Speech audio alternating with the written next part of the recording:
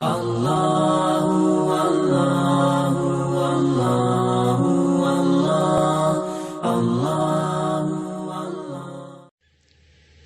بھی ان میں ہی موجود تھا، اس نے سجدہ نہیں کیا۔ نبی علیہ الصلوۃ والسلام نے پوچھا ما منعک اللہ تسجد، اللہ تعالیٰ نے پوچھا کہ شیطان تو نے سجدہ کیوں نہیں کیا؟ کہنے لگا خلقتنی من نار و خلقتہ من طین، کہ اللہ مجھے آپ نے آگ سے پیدا کیا اور آگ بلندی کی طرف جاتی ہے، اونچائی کی طرف جاتی ہے، اور اسے آپ نے مٹی سے پیدا کیا اور مٹی میں پستی ہوتی ہے، لہذا انا خیر منہ، میں اس سے بہتر ہوں۔ تو اس کے اندر تکبر آ گیا، اس نے اپنے آپ کو بہتر جانا اور سجدہ نہیں کیا۔ جب انکار کیا ابا واستکبر وکان من الکافرین، اور انکاری ہو گیا، تو اللہ تعالیٰ نے فرمایا فخرج منہا فانک رجیم، نکل جا اس دربار سے، تو مردود ہے۔ اب جب شیطان کو اللہ تعالیٰ نے اپنی مجلس سے نکال دیا تو شیطان نے اللہ رب العزت سے پہلے مہلت مانگی، رب انظرنی الی یوم یبعثون، اللہ مجھے قیامت تک کے لیے مہلت عطا کر دیجئے۔ اللہ تعالیٰ اتنے کریم ہیں، اتنے رحیم ہیں کہ ایسے دشمن کو بھی مہلت دے دی، فرمایا انک من المنظرین، میں نے تجھے قیامت تک کے لیے مہلت عطا کر دی۔ جب اس کو پتہ چل گیا کہ مجھے مہلت مل گئی ہے تو پھر اس نے ایک بات کی کہ اللہ میں تیرے ان بندوں کو بہکاؤں گا، ورغلاؤں گا، ولا تجد اکثرہم شاکرین، تو دیکھے گا کہ ان میں سے اکثر تیرے ناشکرے ہوں گے، یعنی اولاد آدم کو میں بہکاؤں گا اور تیرا نافرمان، تیرا ناشکرہ بناؤں گا۔ اور پھر اس نے قسم کھائی فبعزتک، اے اللہ مجھے آپ کی عزت کی قسم ہے۔ یہ ایسا ہی ہے کہ دو بندے آپس میں اگر تکرار کرنے لگ جائیں تو ایک قسم کھا کے کہتے ہیں کہ میں تجھ سے بدلہ لے کے رہوں گا۔ اسی طرح شیطان نے قسم کھا کے کہا کہ میں تیرے بندوں کو بہکاؤں گا، ورغلاؤں گا، تیرا نافرمان بناؤں گا۔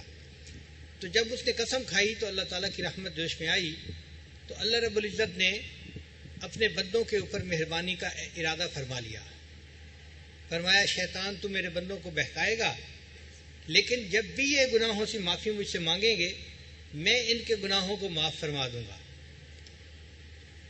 حتیٰ کہ حدیث قدسی میں ہے اے میرے بندے، اگر تیرے گناہ آسمان کے ستاروں کے برابر ہیں، اگر تیرے گناہ ساری دنیا کے سمندروں کے پانی کے قطروں کے برابر ہیں، اگر تیرے گناہ ساری دنیا کی ریت کے ذرات کے برابر ہیں، اگر تیرے گناہ ساری دنیا کے درختوں کے پتوں کے برابر ہیں، تیرے گناہ تھوڑے ہیں، میری رحمت زیادہ ہے، تو توبہ کرے گا، میں تیری توبہ کو پھر بھی قبول کر لوں گا۔ تو جب رب کریم نے توبہ کو قبول کرنے کا ارادہ کیا تو شیطان پریشان ہوا کہ میری محنت پہ تو پانی پھر جائے گا۔ چنانچہ اللہ تعالیٰ نے اولاد آدم کو یہ فرمایا کہ یہ شیطان تمہارا دشمن ہے، تم اس سے بچ کے رہو۔ الم اعہد الیکم یا بنی آدم اللہ تعبدوا الشیطان انہ لکم عدو مبین، یہ تمہارا واضح دشمن ہے۔ تو شیطان اللہ کا بھی دشمن اور اللہ کے بندوں کا بھی دشمن، ہمارا بھی دشمن ہے۔ اچھا، اللہ تعالیٰ کو شیطان کے ساتھ ذاتی عداوت ہے، یہ نقطہ یاد رکھیں، اللہ تعالیٰ کو شیطان کے ساتھ ذاتی عداوت ہے۔ اب اس کی دلیل کوئی مانگے کہ جی کیا دلیل ہے کہ اللہ تعالیٰ کو ذاتی عداوت ہے؟ اس کی وجہ یہ کہ اللہ تعالیٰ نے تعوذ میں اپنے ذاتی نام سے انسان کو پناہ ماننے کا حکم دیا۔ ہم جو پڑھتے ہیں اعوذ باللہ من الشیطان الرجیم، تو اس میں اللہ کا کون سا نام ہے؟ صرف ذاتی نام ہے نا، اللہ کا نام ہے۔ تسمیہ میں دیکھیں تو تسمیہ میں اللہ کے صفاتی نام ہیں، الرحمن اور الرحیم۔ اسی طرح تعوذ میں بھی صفاتی نام ہو سکتے تھے مگر اللہ نے کوئی صفاتی نام استعمال نہیں کیا۔ وجہ کیا تھی؟ کہ صفاتی نام میں دوسرے بندے کی شرکت پاسبل ہے۔ مثال کے طور پہ اللہ تعالیٰ سمیع ہیں، اور سمیع کا لفظ اللہ نے انسان کے لیے بھی استعمال کیا، گو سماعت کے زمین و آسمان کا فرق ہے، مگر نام تو ایک جیسا استعمال ہوا۔ اللہ تعالیٰ رؤوف اور رحیم ہے، اور یہی نام اللہ نے نبی علیہ السلام کے لیے بھی استعمال فرمائے۔ تو صفاتی نام دوسرے کے لیے پاسبل ہے کہ استعمال کر لیا جائے، لیکن ذاتی نام تو ذاتی ہوتا ہے نا. اللہ تعالیٰ نے اس لیے تعوذ میں ذاتی نام استعمال کیا کہ کسی کو یہ شبہ نہ رہے کہ یہ کسی اور سے پناہ مانگ رہا ہے. اللہ سے پناہ مانگو، اور چونکہ یہ میرا ذاتی دشمن ہے میرے بندو میں تمہیں اس سے بچا کے دکھاؤں گا. اس لیے اعوذ باللہ من الشیطان الرجیم، اس میں ہم اللہ تعالیٰ کا ذاتی نام لے کے پناہ مانگتے ہیں اور اللہ تعالیٰ بندے کو شیطان سے بچاتے ہیں. اب ایک نقطے کی بات یہ ہے کہ دو دوست ہوں اور ایک مشکل میں ہو تو دوسرا دوست اس کی مدد کرتا ہے. قرآن مجید میں ہے کہ حضرت موسیٰ علیہ السلام اپنے گھر سے نکلے تو اپنی قوم کے ایک بندے کو دیکھا کہ وہ دوسرے بندے کے ساتھ جھگڑ رہا تھا. اب موسیٰ علیہ السلام نے چاہا کہ میں اپنی قوم کے بندے کی مدد کروں. چنانچہ موسیٰ علیہ السلام نے اپنے بندے کی طرف سے اس دوسرے بندے کو ایک مکہ مارا. فَوَقَذَ مُوسَىٰ فَقَضَىٰ عَلَيْهِ. قرآن مجید میں ہے کہ وہ بندہ مر ہی گیا اس مکہ لگنے سے. تو حضرت موسیٰ علیہ السلام نے اپنے ساتھی کی مدد کر کے دکھائی. قرآن پاک سے ثابت ہے. اب جب اللہ رب العزت شیطان کو دشمن سمجھتے ہیں اور وہ شیطان بندے کو ورغلاتا ہے تو اللہ تعالیٰ اپنے بندے کی مدد کر کے دکھاتے ہیں کہ دیکھو میں اپنے بندے کی کیسے مدد کرتا ہوں. اس مدد کے لیے اللہ نے بندے کی دعا کو قبول کرنے کا وقت موت تک کے لیے رکھ دیا کہ سانس اکھڑنے سے پہلے پہلے تم جب بھی توبہ کرو گے میں تمہاری توبہ کو قبول کروں گا. ایک بات. اور دوسری بات، اللہ نے کچھ ایسے اوقات بنا دیے کہ میرے بندو اگر ان اوقات میں تم توبہ کرو گے تو میں تمہاری توبہ کو ضرور قبول کروں گا. یہ رمضان مبارک کا مہینہ انہی اوقات میں سے ایک مہینہ ہے. اس میں اللہ کی رحمت اپنے جوش میں ہوتی ہے اور اللہ تعالیٰ بندے کے گناہوں کو معاف فرما دیتے ہیں. حدیث مبارکہ میں ہے اولھا رحمتن، رمضان مبارک کے پہلے 10 دن رحمت کے ہیں. اوسطھا مغفرتن، درمیان کے 10 دن مغفرت کے ہیں. وآخرھا عتق من النار، اور آخری 10 دن آگ سے آزادی کے دن ہیں. تو اللہ تعالیٰ اپنے بندوں کو آگ سے آزاد فرما دیتے ہیں، جہنم سے بری فرما دیتے ہیں. چنانچہ حدیث مبارکہ میں آتا ہے کہ مدینہ طیبہ میں ایک قبیلہ تھا، اس کا نام تھا بنو قلب. اس قبیلے کے لوگوں کا جو روزگار تھا نا وہ بکریاں پالنا تھا. ہر گھر والے کے پاس 200 بکریاں 300 بکریاں ہوتی تھیں اور وہ بکریاں پالتے تھے اور اسی سے ان کا گزران ہوتا تھا. دودھ ملتا تھا، بیچتے تھے، پیسے ملتے تھے تو گزارا چلتا تھا.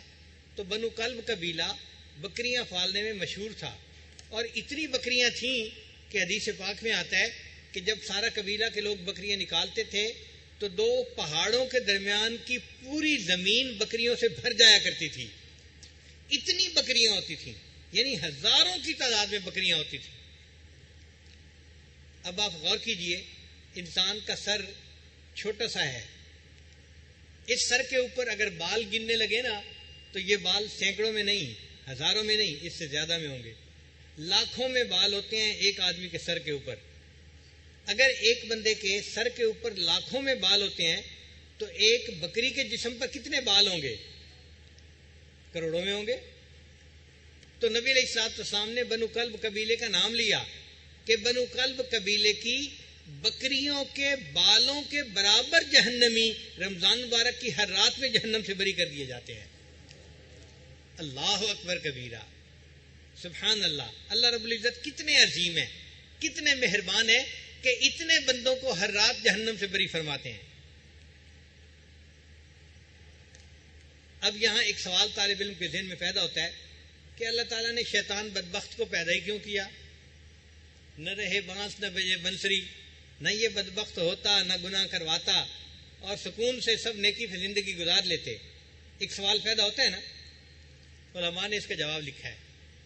وہ فرماتے ہیں کہ اللہ تعالیٰ نے شیطان کو اس لیے پیدا کیا تاکہ اگر میرے بندے کوئی گناہ کر بیٹھیں گے تو میں ان کے گناہوں کو شیطان کے سر پہ تھوپ دوں گا. اور ہم نے دیکھا ہے زندگی میں بیوی خاوند سے محبت کرتی ہے نا تو خاوند کی غلطی کوتاہیوں کو اس کے دوستوں کے سر ڈال دیتی ہے. خاوند تو بڑا اچھا ہے، بس اس کے دوست برے ہیں، وہ اس کو ایسا کرتے رہتے ہیں. اور ماں بیٹے کی غلطیوں کو اس کے دوستوں کے سر، میرا بیٹا تو بڑا ہی اچھا ہے، بس کیا کریں چند برے دوستوں کے ساتھ لگ گیا ہے اور ایسی حرکتیں کر بیٹھتے ہیں، بچہ ویسے بہت اچھا ہے. تو ماں بچے کی غلطیاں اس کے دوست کے سر پہ، بیوی خاوند کی غلطیاں اس کے دوست کے سر پہ. اسی طرح اللہ تعالیٰ قیامت کے دن انسانوں کی غلطیاں شیطان کے سر پہ ڈال دیں گے. بندہ تو میرا بہت اچھا تھا، بس شیطان نے بہکا دیا, میرا بندہ غلطی کر بیٹھا, میں اپنے بندے کو جنت بھیج رہا ہوں. اگر شیطان نہ ہوتا تو ہم جو گناہ کرتے اپنے نفس کی خرابی کی وجہ سے کرتے, پھر ہم بچ کیسے سکتے تھے؟ پھر تو ذمہ دار ہم ہی ہوتے. اس لیے شیطان کا ہونا ہمارے لیے بہتر ہو گیا کہ غلطیاں ہمارے سر سے اس کے سر پہ چلی جائیں گی, اور اللہ تعالیٰ اپنے بندوں کو معاف فرما دیں گے اور ان کو اللہ تعالیٰ جنت عطا فرما دیں گے. لیکن رمضان مبارک میں اللہ تعالیٰ نے چند ایسی باتیں کی کہ جن سے صاف نظر آتا ہے کہ اللہ تعالیٰ اپنے بندے کے گناہوں کو معاف کرنا چاہتے ہیں.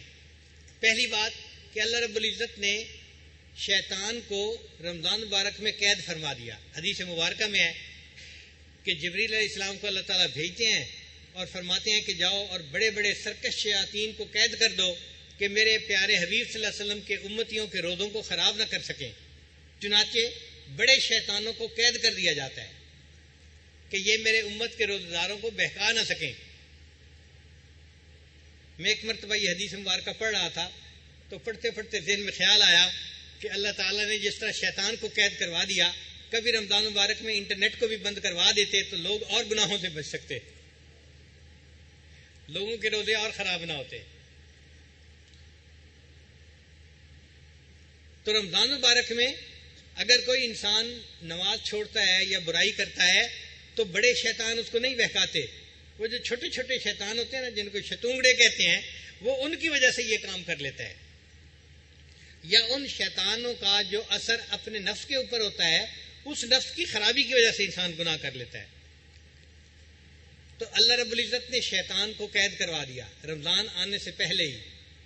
اور دوسرا کام یہ کیا کہ رمضان مبارک میں بندوں کے اعمال کا اجر بڑھا دیا. چنانچہ رمضان مبارک میں ایک بندہ نفل کام کرے گا تو فرض کام کرنے کا اجر ملے گا, فرض کام کرے گا تو 70 فرض ادا کرنے کا ثواب عطا کیا جائے گا. تو اجر کو گویا 70 گنا اللہ رب العزت نے بڑھا دیا. یہ بھی اللہ رب العزت کا کتنا بڑا کرم ہے, کتنی بڑی مہربانی ہے. حدیث مبارکہ میں ہے کہ جو بندہ رمضان کے آخری 10 دن میں اعتکاف کرتا ہے سنت, اللہ تعالیٰ اس کو 2 حج اور 2 عمرے کرنے کا ثواب عطا فرما دیتے ہیں. پھر ایک تیسری مہربانی اللہ رب العزت نے یہ فرمائی کہ افطار کے وقت روزے دار کی دعا کو قبول کرنے کی خوشخبری سنا دی. چنانچہ نبی علیہ السلام نے بتلایا کہ روزہ دار آدمی افطار کے وقت جو دعا مانگتا ہے اللہ تعالیٰ اس کی دعا کو قبول کرتے ہیں. اب دیکھیں یہ کتنی بڑی نعمت ہے ہمارے لیے. آپ ذرا غور کریں, اگر کوئی نیک بندہ اللہ کا ولی ہمیں بتا دے بھائی قبولیت دعا کا وقت ہے, دعا مانگو, تو ہم کتنا رو رو کے اللہ سے مانگیں گے. یار ایک ولی نے کہا قبولیت دعا کا وقت ہے, اور یہاں تو ولیوں کے سردار اور نبیوں کے سردار اور اللہ کے پیارے حبیب صلی اللہ علیہ وسلم حضرت محمد مصطفیٰ احمد مجتبیٰ صلی اللہ علیہ وسلم ارشاد فرما رہے ہیں کہ افطاری کے وقت روزے دار کی دعا قبول ہوتی ہے. تو ہمیں تو چاہیے کہ افطاری سے پہلے خوب اللہ سے دعا مانگیں تاکہ ہمارے سارے کام اللہ آسان فرما دے. دنیا میں انسان اپنی مشکلات کو دور کرنے کے لیے جتنے اسباب اختیار کرتا ہے, دعا اس میں سے سب سے بہترین سبب ہوتا ہے. تو کیا ضرورت ہے کسی کے سامنے شکوے کرنے کی, کسی کو بتانے کی, وہ جی میرے بیٹے کو نوکری نہیں ملتی, میری بیٹی کے ہاں بیٹا نہیں ہوتا, وہ جی بیٹی کو رشتہ نہیں مل رہا. کہنے کی کیا ضرورت ہے؟ افطار کے وقت دعا مانگیں, اللہ تعالیٰ ان دعاؤں کو قبول فرمائیں گے. ہم نے الحمدللہ اپنی زندگی میں 2-4 کی بات نہیں, 100-200 کی بات نہیں, ہزاروں لوگوں کو یہ بتایا کہ افطاری میں دعا مانگیں. وہ دعائیں جو آپ کو ناممکن نظر آتی ہیں اللہ رب العزت ان کو بھی قبول کریں گے, اور ہزاروں لوگوں نے ہمیں بتایا اللہ نے ان کی دعاؤں کو قبول فرما لیا. انہونی دعائیں بھی قبول ہوتی نظر آئیں. تو دعا قبول ہوتی ہے. آپ یوں سمجھیں کہ اللہ تعالیٰ نے آپ کو ایک چیک بک دے دی ہے, اس چیک بک کے اندر 30 کاغذ ہیں اور بلینک ہے وہ چیک بک. آپ نے اس کے اوپر جو مرضی لکھنا ہے اور اس کو بینک میں جمع کروا دینا ہے, اتنی اماؤنٹ آپ کے اکاؤنٹ میں آ جائے گی. یہ جو 30 دن ہیں یہ بڑے قیمتی دن ہیں, جن میں سے 20 دن تو چلے گئے اور 10 دن باقی رہ گئے. اب ہم اعتکاف میں اس لیے بیٹھے ہیں کہ ہم اعتکاف کے وقت, افطاری کے وقت مل کے سب دعا مانگیں, چونکہ مل کے دعا مانگنا اللہ کو زیادہ پسندیدہ ہے. قلوب کا اجتماع اللہ کو زیادہ اچھا لگتا ہے. اسی لیے میدان عرفات میں دعائیں جلدی قبول ہو جاتی ہیں کہ دل اکٹھے ہوتے ہیں، ایک طرف متوجہ ہوتے ہیں. تو اعتکاف میں بھی اتنے 100 لوگ اگر ایک جگہ مل کر اللہ کی طرف متوجہ ہو کر دعا مانگیں گے تو یقیناً اللہ تعالیٰ دعاؤں کو قبول فرمائیں گے. ہم نے دیکھا ہے کسی کے دروازے پہ ایک بندہ آئے مانگنے کے لیے تو اس کا رویہ اور ہوتا ہے، اور اگر 100 بندے آ جائیں تو معاملہ ذرا ڈیفرنٹ ہوتا ہے. وہ کہتا ہے جی میں سارے محلے والوں کو کیسے خالی بھیجوں. بھائی اگر کوئی دنیا دار بندہ اپنے دروازے پہ 100 بندوں کا آنا اس کا لحاظ کرتا ہے تو اللہ تعالیٰ بھی تو اپنے گھر میں اتنے لوگوں کا آنا اور رو رو کے اللہ سے مانگنا اس کا لحاظ کریں گے اور ان کی دعاؤں کو قبول فرمائیں گے. پھر اللہ رب العزت نے روزے دار کے لیے باقی مخلوق کو دعا پہ لگا دیا. حدیث مبارکہ میں ہے کہ روزہ دار بندے کے لیے ہوا میں پرندے دعا کرتے ہیں، بلوں میں چیونٹیاں دعا کرتی ہیں، پانی میں مچھلیاں دعا کرتی ہیں. یعنی یہ مخلوق بھی روزے دار کے لیے دعا کر رہی ہوتی ہے. تو اگر ہم گناہگاروں کی اللہ تعالیٰ دعا نہیں قبول کریں گے تو بھئی اس مخلوق کی دعا کو ہی وسیلہ بنا دیں گے قبولیت کا، اور ہماری دعا قبول ہو جائے گی اس کے بدلے.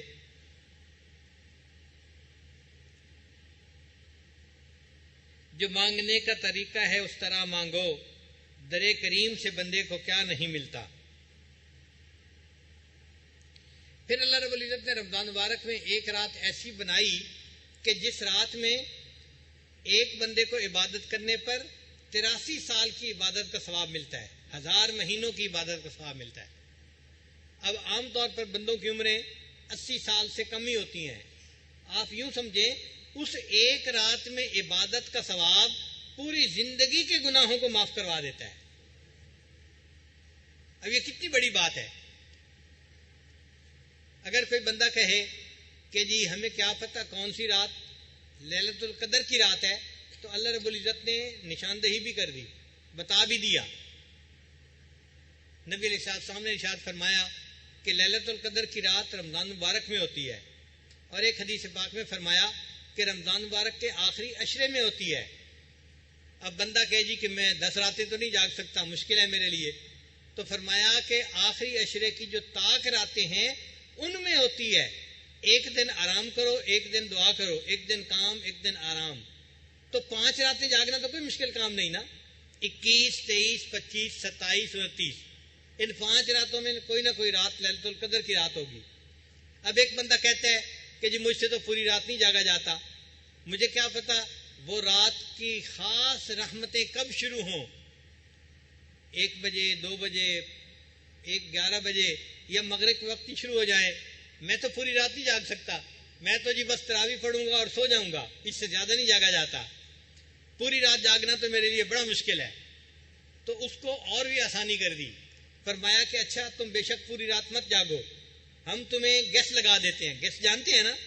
طالب علم جو ہے نا جب پیپر دینے ہوتے ہیں، ہمارے مدرسے میں جب وفاق کے امتحان ہوتا ہے نا تو استادوں کے پاس شاگردوں کا ہجوم ہوتا ہے.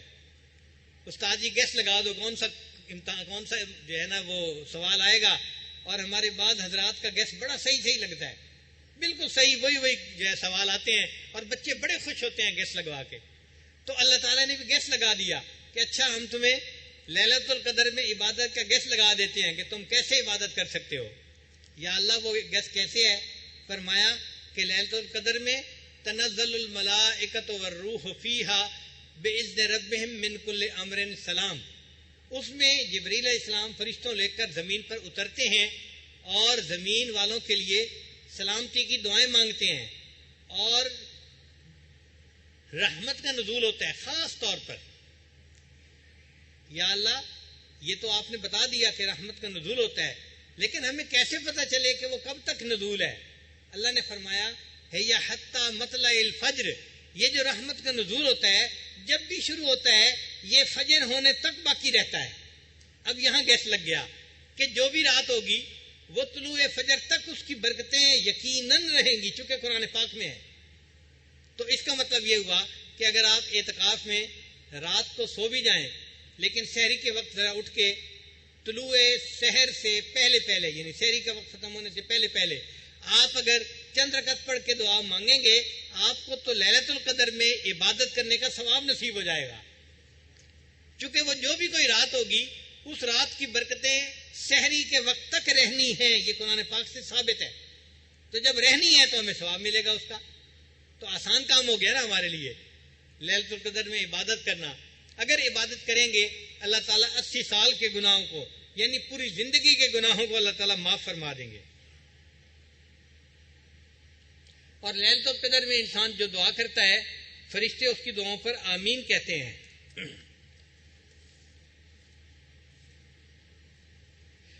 اب ہر رات میں اتنے جہنمی جہنم سے بری ہوتے ہیں.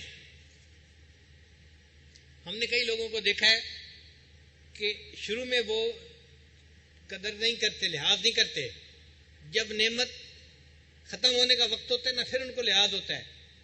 چنانچہ بعض لوگوں کو دیکھا کہ شروع میں ان کو رمضان کا اتنا لحاظ نہیں ہوتا، لیکن آخری دنوں میں پڑھ رہے ہوتے ہیں یا سحوری الوداع، یعنی ان کو احساس ہوتا ہے اب 2 دن رہ گئے، اب 1 دن رہ گیا.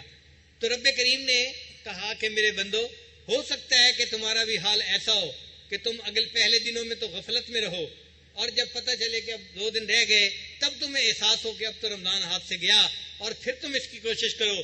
تو رمضان مبارک کی آخری رات میں اتنے جہنمی جہنم سے بری ہوتے ہیں جتنا رمضان کی پہلی رات سے آخری رات تک ٹوٹل جہنمی بری ہوئے تھے.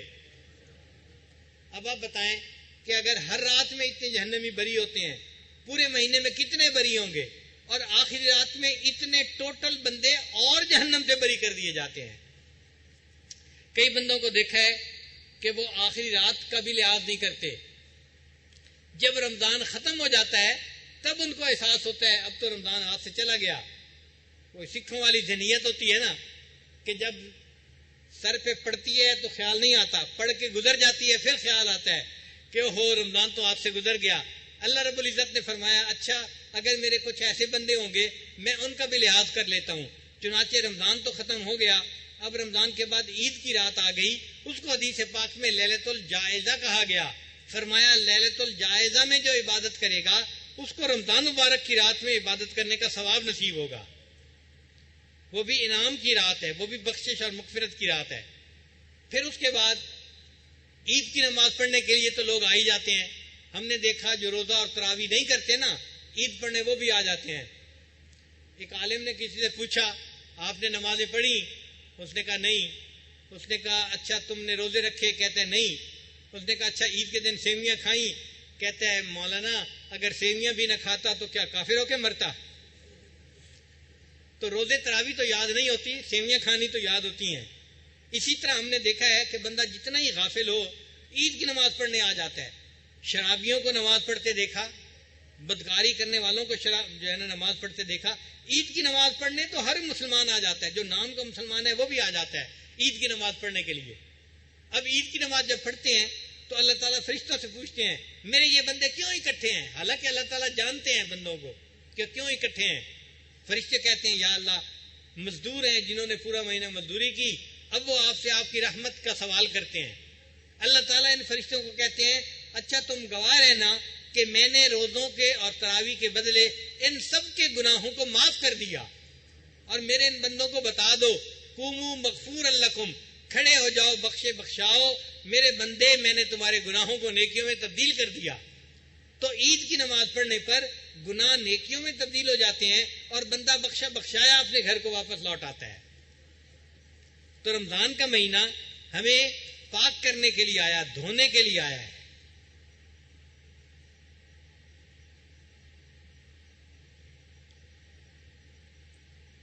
اس لیے حدیث پاک میں فرمایا گیا الصوم جنتن، روزہ ڈھال ہے. یعنی ڈھال انسان نے پہنی ہوئی ہو تو وہ دوسرے کے گولی سے یا تلوار سے تیر سے بچ جاتا ہے. اسی طرح یہ روزہ ایسی ڈھال ہے کہ اس کے رکھنے سے انسان شیطان کے ہتھیاروں سے بچ جاتا ہے اور اللہ تعالیٰ اس کو جہنم سے نکال کر جنت عطا فرما دیتے ہیں. قرآن مجید میں حدیث پاک میں فرمایا من صام رمضان ایمانا و احتسابا غفر له ما تقدم من ذنبی، کہ جس بندے نے رمضان کے روزے رکھے ایمان اور احتساب کے ساتھ اللہ اس کے پچھلے سب گناہوں کو معاف فرما دیتے ہیں. اور جس نے تراویح کی نماز پڑھی اللہ اس کے گناہوں کو بھی معاف فرما دیتے ہیں.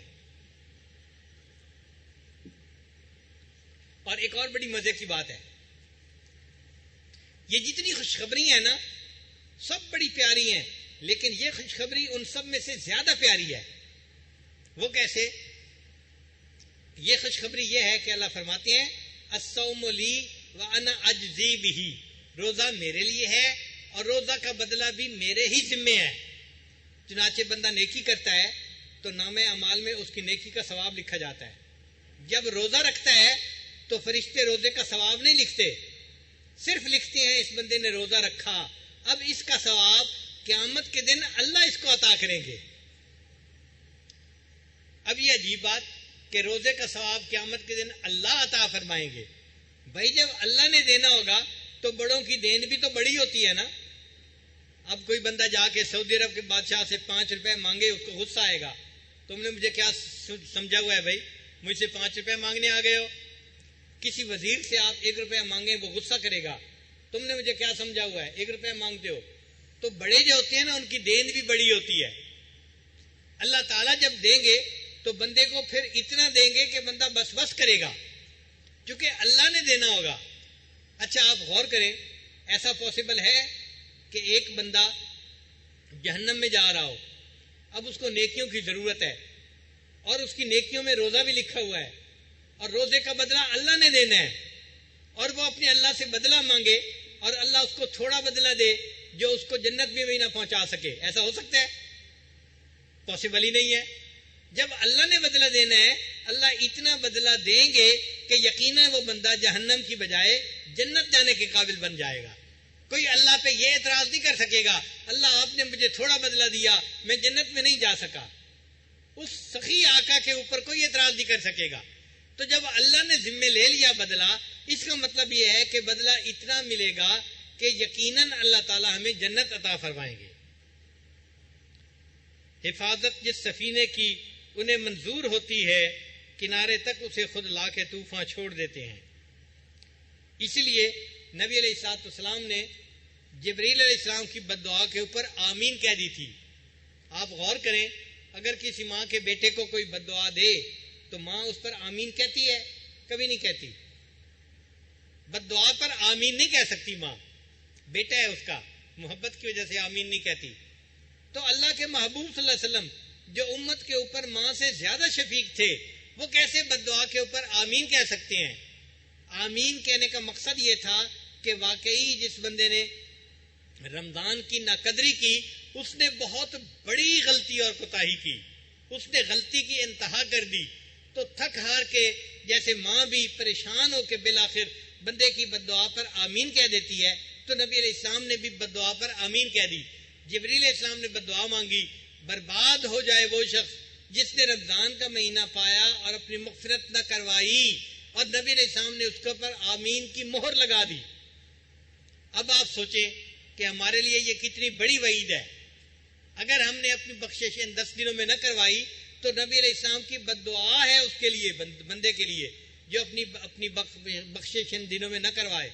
اس لیے ہمیں تو ہر حال میں اپنے اللہ کو منانا ہے اور اپنے گناہوں کو بخشوانا ہے۔ حضرت علی رضی اللہ عنہ فرمایا کرتے تھے اگر اللہ تعالیٰ نے اس امت کو عذاب دینا ہوتا تو اسے رمضان مبارک کا مہینہ عطا نہ کرتے۔ اگر اللہ نے اس امت کو عذاب دینا ہوتا اللہ اس امت کو رمضان کا مہینہ عطا نہ کرتے۔ اللہ نے جو رمضان کا مہینہ عطا کیا اس بات کی دلیل ہے کہ اللہ ان کو جہنم میں نہیں بھیجنا چاہتے۔ ایک بزرگ سے کسی نے پوچھا کہ جی رمضان کا مہینہ کیسے بچا لیتا ہے امت کو جہنم سے؟ انہوں نے کہا دیکھو سال کے 12 مہینے ہیں، سال کے کتنے مہینے ہیں؟ 12 مہینے، اور رمضان مبارک 1 مہینہ ہے، باقی 11 مہینے دوسرے ہیں۔ اسی طرح حضرت یوسف علیہ السلام 12 بھائی تھے، ایک یوسف علیہ السلام تھے اور 11 بھائی دوسرے تھے، 11 کوكبا، 11 بھائی دوسرے تھے، 12ویں یوسف علیہ السلام تھے۔ مگر اللہ تعالیٰ نے یوسف علیہ السلام کی وجہ سے 11 بھائیوں کی غلطی کو معاف کر دیا تھا، قرآن مجید میں ہے۔ حضرت یوسف علیہ السلام کی وجہ سے باقی 11 بھائیوں کے گناہوں کو اللہ نے معاف کر دیا تھا۔ تو جیسے یوسف علیہ السلام کی وجہ سے 11 بھائیوں کے گناہوں کو اللہ نے معاف کر دیا تھا، ایسے ہی رمضان مبارک کا مہینہ یوسف علیہ السلام کی مانند ہے۔ اللہ اس کی وجہ سے دوسرے 11 مہینوں کے گناہوں کو بھی معاف فرما دیتے ہیں اور بندے کی بخشش ہو جاتی ہے. تو یہ مہینہ ہمیں دھونے کے لیے، پاک کرنے کے لیے آیا ہے. بس ہم ان 10 دنوں میں اپنے گناہوں کی سچی معافی مانگیں تاکہ اللہ تعالیٰ ہمارے گناہوں کو معاف فرما دے اور ہماری فریاد کو اللہ تعالیٰ قبول فرما لے. اجازت ہو تو آ کر میں بھی شامل ان میں ہو جاؤں، اجازت ہو تو آ کر میں بھی شامل ان میں ہو جاؤں. سنا ہے کل تیرے در پر ہجوم عاشقاں ہوگا. اے اللہ تیرے در پر تیرے عاشقوں کا ہجوم ہوگا، اجازت ہو تو میں بھی ان میں آ کے شامل ہو جاؤں. اللہ کے چاہنے والے بندے دور قریب سے کھچ کھچ کے یہاں آ گئے ہیں، یہ اللہ کو منانے کے لیے آئے ہیں. یقیناً ان کا جمع ہونا اللہ کو بہت پسند آئے گا.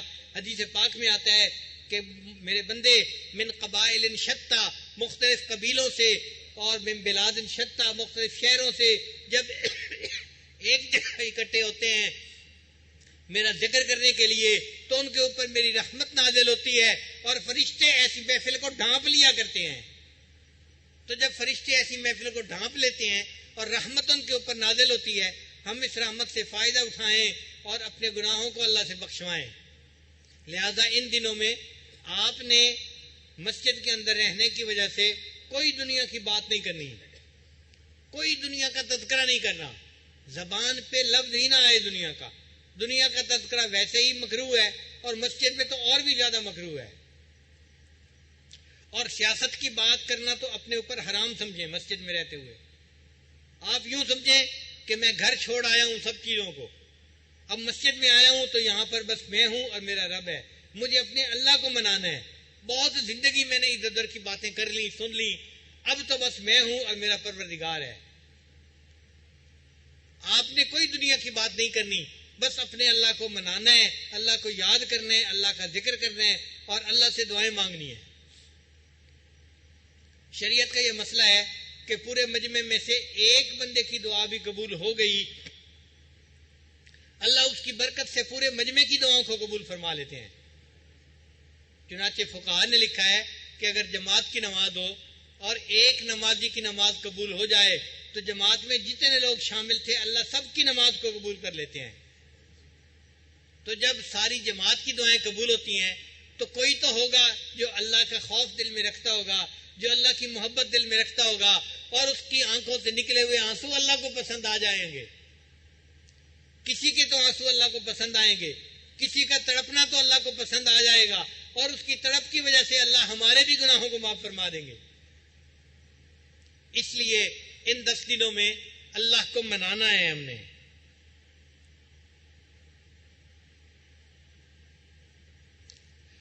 اگر کوئی بیٹا گھر سے چلا جائے اور پھر واپس آئے تو ماں دروازے کو کھولنے میں دیر نہیں لگاتی.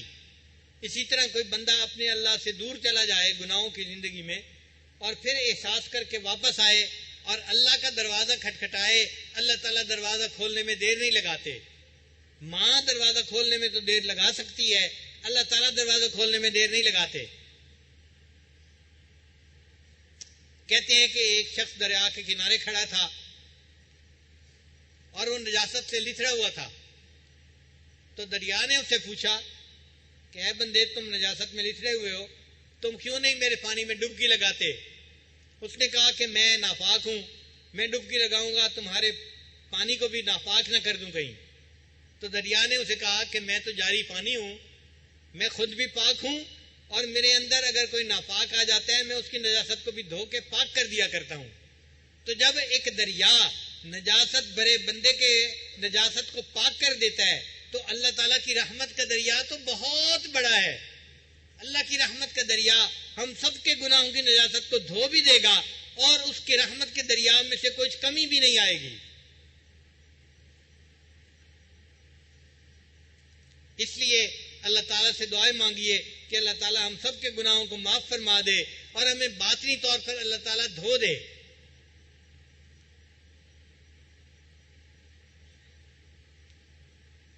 رحمت دا دریا الہی تے ہر دم وگدا تیرا، رحمت دا دریا الہی تے ہر دم وگدا تیرا، جے ایک قطرہ مل جائے مینوں تے کم بن جاوے میرا. اے اللہ تیرا تو رحمت کا دریا ہے اگر ایک قطرہ ہمیں مل جائے تو ہمارا بھی کام بن جائے گا. ہر کوئی آنکھے تیرا تیرا تے میں بھی آنکھاں تیرا. اے اللہ ہر کوئی کہتا ہے کہ اللہ ہم تیرے ہیں ہم تیرے ہیں ہم تیرے ہیں, اور اللہ میں بھی کہتا ہوں کہ میں بھی تیرا ہوں. ہر کوئی آنکھے تیرا تیرا تے میں بھی آنکھاں تیرا تے تیرا کچھ نہیں جانا مولا یہ تو کہہ دے میرا. اور اے اللہ تیرا تو کچھ نہیں جانا, اگر ایک دفعہ تو کہہ دے کہ بندہ تو میرا ہے تو بھی میرا ہے. اے اللہ ہم آپ کے گھر آئے بیٹھے ہیں, ہم تو کہتے ہیں ہم تیرے ہیں ہم تیرے ہیں. اے اللہ ایک دفعہ تو آپ بھی کہہ دیجئے ہاں میرے بندو تم میرے ہو. ایک دفعہ آپ کہہ دیں گے اللہ ہمارا بیڑا پار ہو جائے گا, ہماری بخشش ہو جائے گی, اللہ ہماری زندگی کا مقصد پورا ہو جائے گا. اللہ تعالیٰ آج کی اس محفل میں ہمارے گناہوں کی بخشش فرمائے اور اٹھنے سے پہلے اللہ ہمارے سب گناہوں کو معاف فرما دے. ان 10 دنوں میں خوب اللہ کا ذکر کیجئے, ان 10 دنوں میں خوب اللہ کا ذکر کیجئے اور اللہ تعالیٰ سے دوستی لگائیے, اللہ سے دوستی بڑھا دیجئے. کیونکہ جو بندہ دنیا میں اللہ تعالیٰ سے دوستی کی کوشش کرے گا اللہ تعالیٰ قیامت کے دن اس کو اپنے دشمنوں کی قطار میں کھڑا نہیں فرمائیں گے. یہ کیسے پاسبل ہے کہ ایک بندہ اللہ سے دوستی کرنے کی کوشش میں لگا ہوا ہو اور اللہ اس کو دشمنوں کی قطار میں کھڑا کر دے؟ ایسا ہو ہی نہیں سکتا. اور جو بندہ اللہ سے دوستی کرے گا اللہ تعالیٰ قیامت کے دن اس کے ساتھ رحمت کا معاملہ فرمائیں گے. چنانچہ حضرت مولانا رشید احمد گنگوئی رحمۃ اللہ علیہ نے فرمایا کہ جو بندہ پوری زندگی میں ایک مرتبہ محبت کے ساتھ اللہ کا لفظ زبان سے نکالے گا, یہ ایک مرتبہ اللہ کا لفظ کہنا کبھی نہ کبھی اس بندے کے لیے جہنم نکلنے کا سبب بن جائے گا. ایک مرتبہ اللہ کہا محبت کے ساتھ, ایک مرتبہ اگر اللہ کا لفظ محبت کے ساتھ کہا تو کبھی نہ کبھی جہنم سے نکلنے کا سبب بنے گا. تو جو بندہ ہر دن میں ہزاروں مرتبہ اللہ کا نام لے گا اپنے دل میں اپنی زبان سے, پھر اللہ تعالیٰ اس کو جہنم کیسے بھیجیں گے؟ اس لیے حدیث پاک میں آتا ہے, امام غزالی رحمۃ اللہ نے اپنی کتاب میں اس کو نقل کیا ہے, اللہ تعالیٰ قیامت کے دن اعلان کروائیں گے مجھ سے محبت کرنے والے کہاں ہیں؟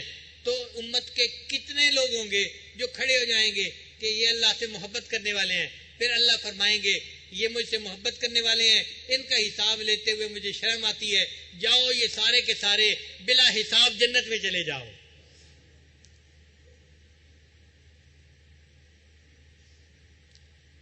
ہمارے علاقے میں ایک بزرگ گزرے ہیں بلے شاہ رحمۃ اللہ علیہ, وہ پنجابی زبان کے اشعار ہیں ان کے بڑے عجیب و غریب. تو ایک شعر انہوں نے کہا, میں اس کا ترجمہ اردو میں بھی کر دوں گا تاکہ سب کے لیے سمجھنا آسان ہو جائے اور سب جو ہے وہ اس کے مضمون سے فائدہ اٹھا سکیں. فرماتے ہیں کورے کاغذ کتاب نہ ہوندے, کورے کاغذ کہتے ہیں خالی کاغذ کو, اگر خالی کاغذ کو کوئی جلد باندھ دے اس کو کتاب تو نہیں نہ کہتے, بھئی خالی کاغذ ہے لکھا ہوا تو کچھ نہیں ہے. تو کہتے ہیں کہ کورے کاغذ کتاب نہ ہوندے تے سارے پھول گلاب نہ ہوندے, اور ہر پھول گلاب کا پھول نہیں ہوتا, کوئی موتیے کا ہوتا ہے, کوئی اور پھول ہوتا ہے, کوئی گلاب کا پھول بھی ہوتا ہے. کورے کاغذ کتاب نہ ہوندے تے سارے پھول گلاب نہ ہوندے, تے جے کر یاری لائیے بلیا تے یارہ نال حساب نہ ہوندے. اور اے بلے شاہ اگر کسی سے یاری لگائی جائے تو پھر یار سے حساب کتاب کرتے شرم آتی ہے. اللہ رب العزت سے جو بندہ دوستی لگائے گا اللہ تعالیٰ قیامت کے دن اس کا حساب نہیں کریں گے, بلا حساب اس کو جنت عطا فرما دیں گے. دعا ہے اللہ تعالیٰ ہمیں بھی بلا حساب جنت عطا فرمائے. اللہم انا نسألک الجنہ ونعوذ بک من النار وآخر دعوانا ان الحمدللہ رب العالمین. دعا کروا دیجیے, دعا کروا. اچھا, کچھ حضرات توبہ کے کلمات پڑھنے کے لیے آئے ہوئے ہیں تو فرما رہے ہیں کہ توبہ کے کلمات بھی پڑھا دیجئے. دل میں یہ نیت کر لیجئے ہم پچھلے گناہوں سے سچی پکی توبہ کر رہے ہیں اور اپنے گناہوں کی معافی مانگ رہے ہیں اور آئندہ نیکوکاری کی زندگی گزارنے کا ارادہ کر رہے ہیں. جیسی نیت ہوتی ہے ویسی مراد مل جاتی ہے. یہ کلمات سچے دل کے ساتھ پیچھے پیچھے پڑھتے جائیے. بسم اللہ الرحمن الرحیم,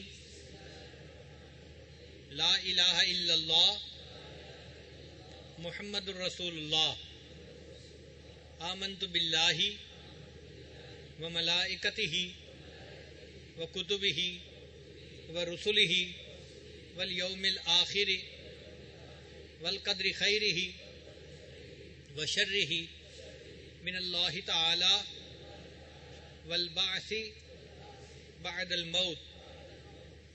آمنت باللہ کما ہوا باسمائہ و صفاتہ وقبلت جمیع احکامہ اقرار باللسان و تصدیق بالقلب. اشہد ان لا الہ الا اللہ و اشہد ان محمدا عبدہ و رسولہ. استغفر اللہ ربی من کل ذنب و اتوب الیہ برحمتک یا ارحم الراحمین. ان کلمات کو پڑھنے سے آپ تو بطائب ہو چکے ہیں. اگر چند اعمال کریں گے تو اللہ تعالیٰ دل کو منور کریں گے. ان میں پہلی چیز ہے 100 مرتبہ استغفار پڑھنا صبح و شام. دوسرا ہے 100 مرتبہ درود شریف صبح و شام پڑھنا. تیسرا ہے قرآن مجید کی تلاوت روزانہ کرنا 1 پارہ. چوتھا ہے چلتے پھرتے دل میں اللہ کو یاد کرنا. اور پانچواں ہے مراقبہ کرنا. مراقبے کا طریقہ یہ ہے کہ جب آپ نماز پڑھ کے فارغ ہوں تو اللہ سے لو لگا کے بیٹھ جائیں کہ اللہ کی رحمت آ رہی ہے, دل میں سما رہی ہے, دل کی ظلمت اور سیاہی دور ہو رہی ہے اور دل کہہ رہا ہے اللہ اللہ اللہ. زبان سے نہیں پڑھنا بلکہ دل کی اللہ اللہ سننی ہے. 10-15 منٹ مراقبہ روز کریں گے, اللہ تعالیٰ دل کو منور کریں گے. اللہ تعالیٰ آپ کو اپنے مقبول بندوں میں شامل فرمائے. ہم تھوڑی دیر کے لیے اس کی مشقت لیتے ہیں. تھوڑی دیر کے لیے آنکھوں کو بند کر لیجئے, سر کو جھکا لیجئے, دنیا اور جو کچھ دنیا میں ہے اس سے ہٹ کٹ کے اللہ کی یاد میں ڈوب جائیے.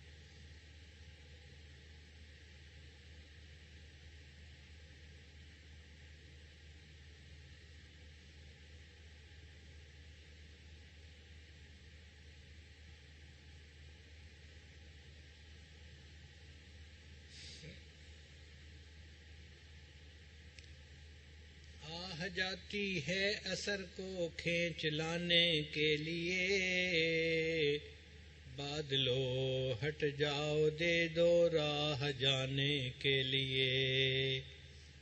اے دعا فریاد کر عرش بری کو تھام کے, اے خدا رخ پھیر دے اب گردش ایام کے.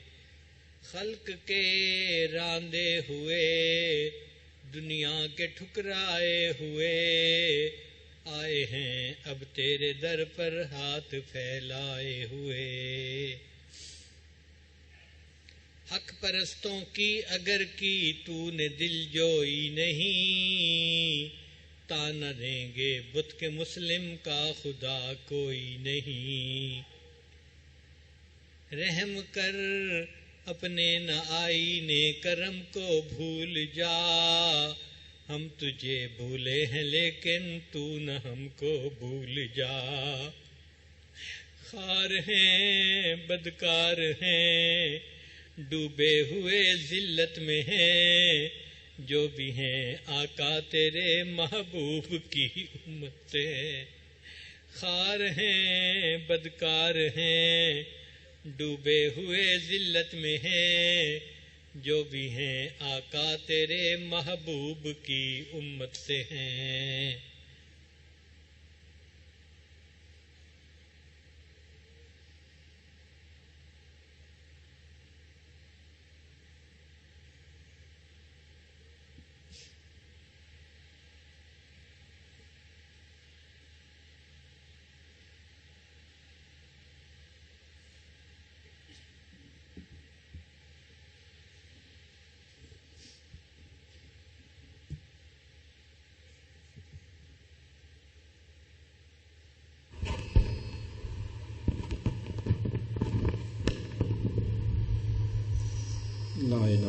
الله محمد رسول الله. آمين. الحمد لله رب العالمين والعاقبة للمتقين والصلاة والسلام على رسوله محمد وآله وأصحابه أجمعين. اللهم ربنا آتنا في الدنيا حسنة وفي الآخرة حسنة وقنا عذاب النار. ربنا ظلمنا أنفسنا وإن لم تغفر لنا وترحمنا لنكونن من الخاسرين. ربنا لا تؤاخذنا إن نسينا أو أخطأنا. ربنا ولا تحمل علينا إصرا كما حملته على الذين من قبلنا. ربنا ولا تحملنا ما لا طاقة لنا به واعف عنا واغفر لنا وارحمنا أنت مولانا فانصرنا على القوم الكافرين. اے کریم پروردگار، ہم تیرے عاجز و مسکین بندے ہیں، ہمارے حال پہ رحم فرما. اللہ ہمارے گناہوں کو معاف فرما، ہماری خطاؤں کو معاف فرما، ہمارے عیبوں کی پردہ پوشی فرما، ہمیں ذلت و رسوائی سے محفوظ فرما، در در کے دھکے کھانے سے محفوظ فرما، ہماری پریشانیوں کو ختم فرما، ہماری نیک تمناؤں کو پورا فرما. اے اللہ، اندھیری رات کا وقت ہے، دنیا کے بادشاہوں نے اپنے دروازے بند کر رکھے ہیں، تیرا در اب بھی کھلا ہے. تیرے چند فقیر بندے، مسکین بندے، محتاج بندے تیرے در پہ ڈیرے جمائے بیٹھے ہیں. میرے اللہ، ہماری مسکینی کے حال پہ رحم فرما دیجئے. اللہ، نفس اور شیطان کے ہاتھوں تنگ آ کے تیرے گھر میں پناہ لے چکے ہیں. اللہ، نفس اور شیطان کے مکر و فریب سے محفوظ فرما، گناہوں سے پاک صاف زندگی نصیب فرما. میرے اللہ، شیطان ظالم نے ہمیں گمراہ کرنے کی قسمیں کھائی ہے، یہ ہمارا پیچھا نہیں چھوڑتا، ہمارا پیچھا چھڑا دیجئے. اللہ، ہم تو ایسا نہ بن سکے کہ تجھے پسند آ جائے تو اپنی پسند کے مطابق بنا دیجئے. اللہ، ہم صبح توبہ کرتے ہیں، شام کو توڑ بیٹھتے ہیں، شام کو توبہ کرتے ہیں، صبح کو توڑ بیٹھتے ہیں. یہ سلسلہ کب تک چلتا رہے گا؟ اللہ، ہمیں توبہ پر استقامت نصیب فرما. اے کریم آقا، اے رحیم آقا، اے حنان و منان پروردگار، گناہوں کی طرف اٹھنے والی نگاہوں کو جھکا دیجئے، متحرک زبانوں کو ساکت کر دیجئے، بڑھنے والے قدموں کو روک لیجئے، بڑھنے والے ہاتھوں کو روک لیجئے. میرے اللہ، گناہ کر کر کے ہم مزید تھک چکے ہیں، تنگ آ چکے ہیں، گناہوں سے چھٹکارا چاہتے ہیں. اللہ، چھٹکارا عطا فرما دیجئے. میرے اللہ، تیرے بنا بھی کیا جینا، تیرے تعلق کے بغیر بھی زندگی کوئی زندگی ہے.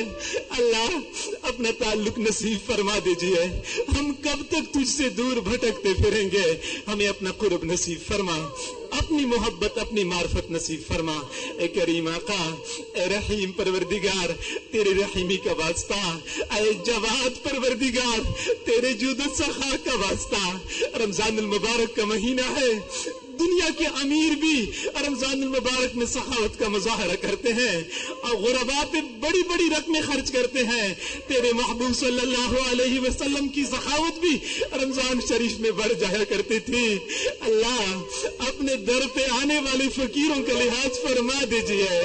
اللہ، رحمتوں کا دروازہ کھول دیجئے، خالی جھولیاں بھر دیجئے، ٹوٹی ہوئی ہاتھوں کی لاج رکھ لیجئے.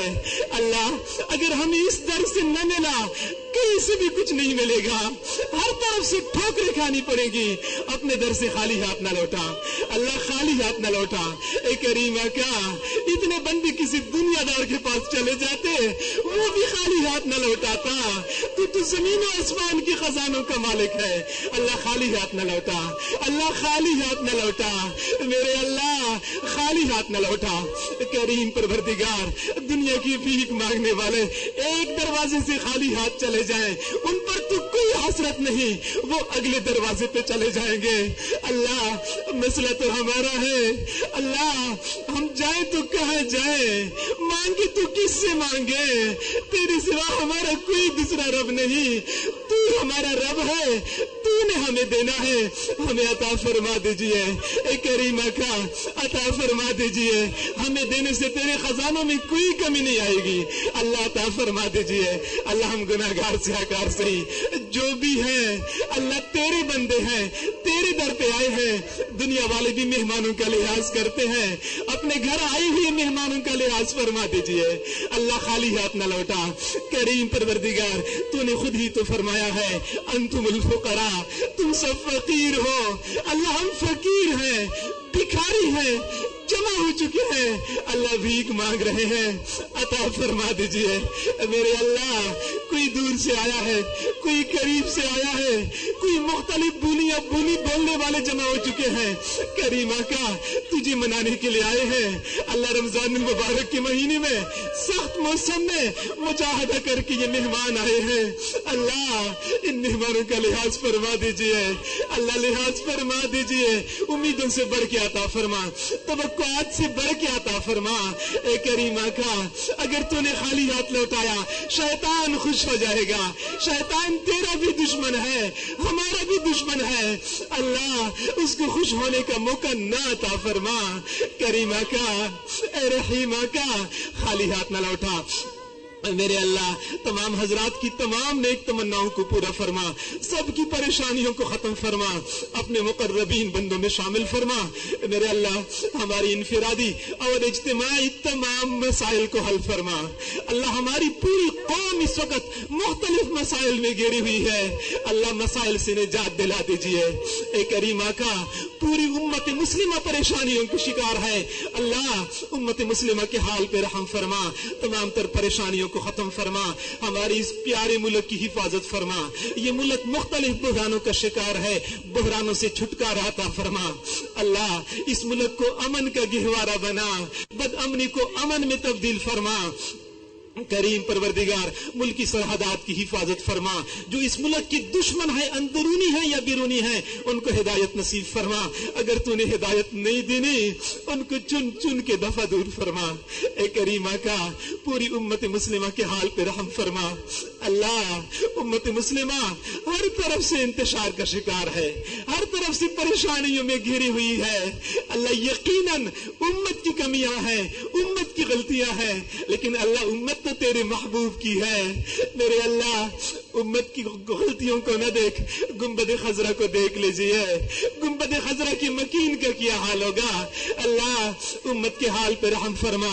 امت مسلمہ کو وحدت نصیب فرما, اتفاق و اتحاد نصیب فرما. جہاں جہاں مسلمان پریشان ہیں سب کی پریشانیوں کو ختم فرما. میرے اللہ کفار و اغیار نے مسلمانوں کے تمام ممالک میں آگ لگائی ہوئی ہے. اللہ اس لگی ہوئی آگ کو خود ہی بجھا دیجیے, رحمتوں کی بارش برسا دیجیے. اللہ انتشار کو ختم فرما دیجیے, سکون کی فضا کو قائم فرما دیجیے. میرے اللہ اس امت کے جو غمخوار لوگ, درد مند لوگ امت کی اللہ خدمات سر انجام دے رہے ہیں, دین کی خدمات سر انجام دے رہے ہیں. اللہ ان تمام حضرات کی خدمات کو شرف قبولیت نصیب فرما. جو لوگ خانقاہوں میں بیٹھے اللہ اللہ کر رہے ہیں, لوگوں کی تزکیہ اور تصفیہ کی محنت کر رہے ہیں, اللہ ان خانقاہوں کی حفاظت فرما. جو لوگ دین کی دعوت کا کام کر رہے ہیں اللہ ان کی محنتوں کو شرف قبولیت نصیب فرما. مدارس عربیہ کی حفاظت فرما. جو لوگ اقامت دین کی کوششیں کر رہے ہیں اللہ ان کی کوششوں کو برآور فرما. اور کریم پروردگار تمام حضرات کی تمام نیک تمناؤں کو پورا فرما. ہمارے والدین اعزاء اقربا جو فوت ہو چکے ہیں میرے اللہ ان کی قبروں پہ لاکھوں کروڑوں اربوں خربوں رحمت نازل فرما. اللہ سیئات کو حسنات میں تبدیل فرما. اے کریم آقا رمضان المبارک کے مہینے میں جب جنت کے دروازے کھل جاتے ہیں اللہ ان متوفیان کے لیے مستقل طور پہ دروازے کھول دیجیے. کریم آقا جہنم کے دروازے بند ہو جاتے ہیں, مستقل طور پہ وہ دروازے ان متوفیان کے لیے بند کر دیجیے. کریم پروردگار بہت سارے حضرات ایسے ہوں گے جن کے دلوں میں چھپے ہوئے غم ہوں گے, اللہ ان چھپے ہوئے غموں کو ختم فرما دیجئے, سب کو سکون اور اطمینان نصیب فرما. میرے اللہ ہمیں آزمائشوں سے بچا لیجئے, امتحانات سے بچا لیجئے. کریم آقا امتحان تو اس سے لیا جاتا ہے جو پاس ہونے کا دعویٰ کرتا ہو. ہم تو فیل ہونے کا اقرار کرتے ہیں. ہم سے امتحان کیوں لیا جائے؟ امتحانات سے بچا لیجئے, آزمائشوں سے بچا لیجئے. ہمارے اس مرکز ادارے کی اللہ ہر قسم کی شرور و فتن سے حفاظت فرما, دن دگنی رات چوگنی ترقی عطا فرما. کریم پروردگار تمام تر ضروریات کو اپنی غیبی خزانوں سے پورا فرما. اللہ تعمیر و ترقی کے لیے جن اسباب کی ضرورت ہے غیبی خزانوں سے اسباب کا انتظام فرما. اللہ جو تعمیری منصوبے ہیں جلد از جلد تکمیل تک پہنچا دیجئے. معتکفین کی جو خدمت کرنے والے حضرات ہیں ان کی خدمات کو شرف قبولیت نصیب فرما. ابھی تک جو ساتھی بھاگ کے معتکفین کے لیے انتظام کرتے رہے اللہ ان کی بھاگ دوڑ کو بھی اپنے ہاں قبول و منظور فرما. جن حضرات نے تعاون کیا ہے ان کے تعاون کو قبول و منظور فرما. اور کریم آقا جو حضرات جس طرز پہ اس مرکز کے ساتھ منسلک ہیں تمام حضرات کو دنیا اور آخرت کی بلائیاں نصیب فرما. کسی ایک ساتھی کو بھی یہاں سے محروم نہ فرما. اللہ ہر قسم کی شرور و فتن سے مامون و محفوظ فرما. ہمیں اپنے اکابر, اپنے مشائخ, اپنے حضرت جی کی قدر کرنے کی توفیق عطا فرما. میرے اللہ ہم نہ قدرے ہیں, نہ ہم تیری قدر کر سکے, نہ ہم تیرے اولیاء کی قدر کر سکے. اللہ ہمیں قدردان بنا دیجئے, قدردان بنا دیجئے. قدر کرنے کی توفیق عطا فرما. فیضات سے ہمیں مستفیض فرما. ہماری طرف سے ان حضرات کو بہترین اجر اور بدلہ عطا فرما. ہر قسم کی شرور و فتن سے مأمون و محفوظ فرما. اہل و عیال اللہ عیال کی حفاظت فرما. اللہ قیامت تک آنے والی نسلوں میں اس فیض کو جاری و ساری فرما. اولادوں کو ان کے لیے آنکھوں کی ٹھنڈک بنا. ہماری ان دعاؤں کو اپنی رحمت سے قبول و منظور فرما. جو لوگ دور بیٹھے ان دعاؤں پر آمین کہہ رہے ہیں اللہ ان کو بھی دعاؤں میں وافر حصہ نصیب فرما. رمضان المبارک کی اس مقدس مہینے کے طفیل ہمیں اپنی رحمتوں سے مالا مال فرما. اللہ مغفرت فرما دیجئے, رحمتوں میں ڈھانپ لیجئے. ہماری ان دعاؤں کو اپنی رحمت سے قبول و منظور فرما. وصلی اللہ تعالی علی خیر خلقہ محمد وآلہ واصحابہ اجمعین برحمتک یا ارحم الراحمین.